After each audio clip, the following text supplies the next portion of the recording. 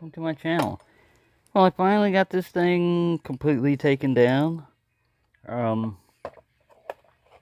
tell you what not to do on this guard.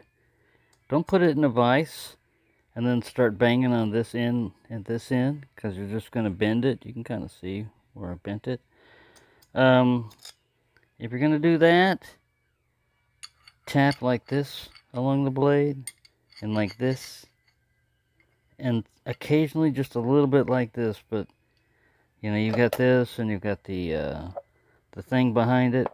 And what I found out was this thing wouldn't just slide off. It wasn't just because of rust. There were still little pieces of leather stuck here.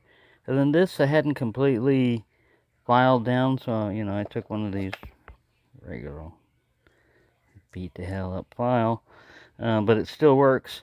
And I just took the metal off the end there so that every piece had a problem coming up. Of course, this was already on the end cap, you know, but this guy I lost for a little while. I'm like, man, and I was getting to the point where I was gonna take a washer and improvise, you know, just basically make an oblong little thing. But this is what you see as your tang, you know, and you're thinking, all right, I got this much of a tang, and it's, I mean, you don't get to use much of it,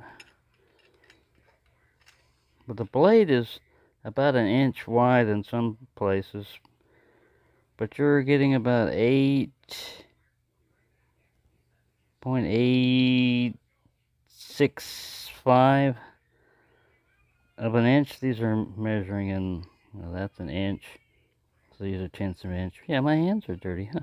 Wonder why. Because I've been messing with this. Alright, then it steps down right here on this part to about half an inch, just a little bit under half an inch, and it goes all the way down there, and then it tapers again down here, just for the end cap, you know, to fit and all that other stuff. 0.315, somewhere around there, of an inch. So I had been soaking this end in vinegar a little bit before I started messing with the guard and everything. So now what I need to do is wire brush this. And an anonymous person, once again, thank you, Anonymous, sent me 100 of these leather stacks here. So in theory, you know, you just slide them in. And there's two sides. I don't think it makes really any big difference which way you put it on.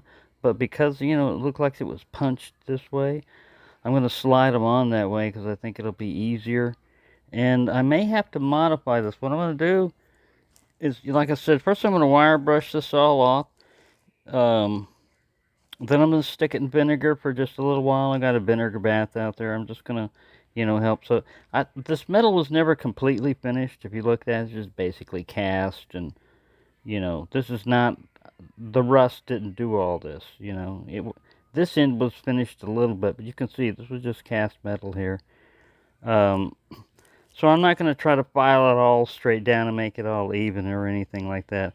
I just want to make it smooth enough that the leather stacks will go on there. And then I guess you use glue. I've got some leather glue. I guess you use glue in between the pieces. I'll have to watch some more Forged in Fire, but I think that's what they did. They stacked it in there, and in between the sections they used epoxy or something. I don't know. You probably don't need it that much just because of the way they're indexed and everything. They're not going to rotate around a whole lot. And when you get them stacked in tight enough and compressed down there and peened, they're not going to move, you know, laterally like that. Or they're not going to have a rotational movement, and they're not going to have a back and forth movement.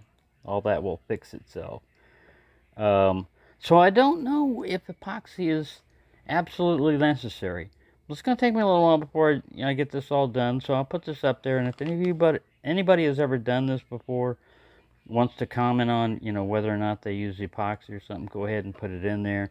Or even if you watched the video where they did it and it came out, you know, fine with or without it.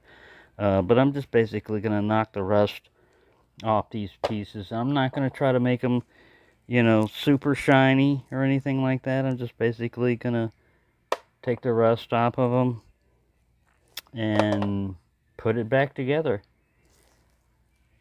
And it will be finished shortly. And then, you know, it's just a matter of making the grooves. You know, the grooves in the...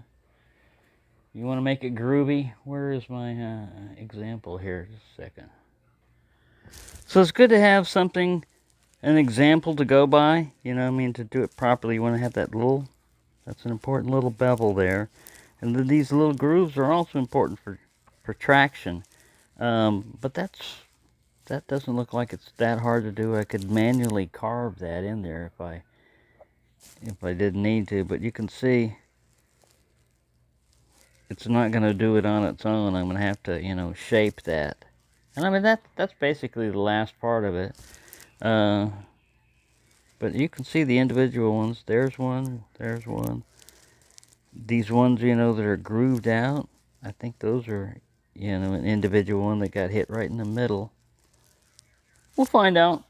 We'll find out. That's part of the fun of, you know, doing this is you'd never know this if you didn't take one of these apart or see a video of it, you know. You wouldn't know what this thing looked like other than, yeah, you can go to the specifications in the manual. I think that looks cool, the way that's just like, it looks like it's something that's come in on a re-entry, you know, an asteroid or something that's come in and it's just burned off parts of this as it was coming through the atmosphere. In this case, it was water, but still. There we go. That's a little update. I'll let you know when it's finished, but that's my progress so far. Thank you for watching, and have a nice day.